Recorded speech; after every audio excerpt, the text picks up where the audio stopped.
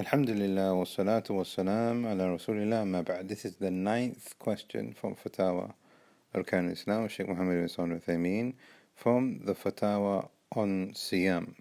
And this is question number 400 from the book.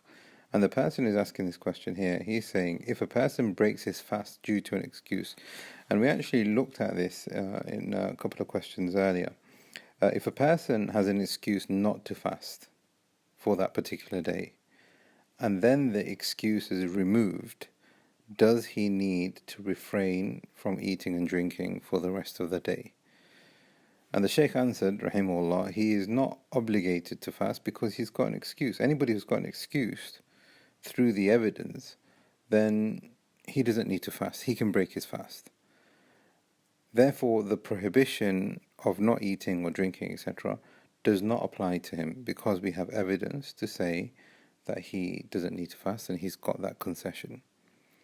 But the question here now is, and this is the issue where the ulama have debated, is he required to refrain for the rest of the day? And the Shaykh is saying the answer is no, because of the fact that the Sharia has given him a concession. And if we say to this person, well, you've got a concession for today and you need to make up this day on another day outside of Ramadan, and say to him at the same time, you need to refrain from eating and drinking for the rest of the day, then he is basically making a qada whilst refraining. So in effect, he is fasting and then some extra on top of that. And then the Shaykh gives an example. So for example, if a man sees another person drowning and he thinks, okay, in order for me to save this person from drowning, I need to consume some water myself so that I can have the strength to stop this person.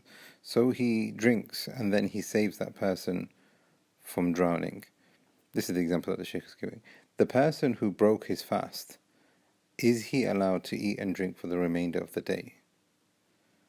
If we were to say, and this is the view of the majority, that he needs to make imsak, then he would need to make qada as well as imsak. However, the Shaykh is saying here, the Sharia has given him an excuse not to fast. So if he's not required to fast, then he's not required to refrain for the rest of the day.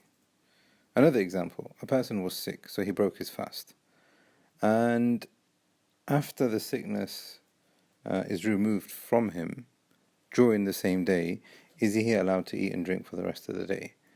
And the Shaykh is saying yes, the answer is the same, because of the fact that he had an excuse, and we've got evidence to say that he's not obligated to fast. If he's not obligated to fast, he doesn't need to refrain. He's not seen as transgressing against the prohibitions of Allah and the Sharia, because we've got proof to say that this person has an excuse. Therefore, if a person has got an excuse not to fast, and we've looked at the excuses before: sickness, traveling, pregnancy, breastfeeding, menses. So if a woman stops her menses, is she allowed to eat and drink until the next day?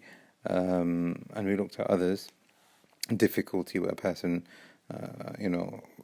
fears for himself, jihad for the sake of Allah, so a person can have the strength to carry out the mission, etc. Then that person, if they've got those excuses and the excuses cease before Maghrib, then he doesn't need to refrain for the rest of the day. And Allah subhanahu wa ta'ala knows best. We ask Allah subhanahu wa ta'ala to give us a good understanding of the religion and the ability to implement that. هذا والله أعلم وصلى الله على نبينا محمد.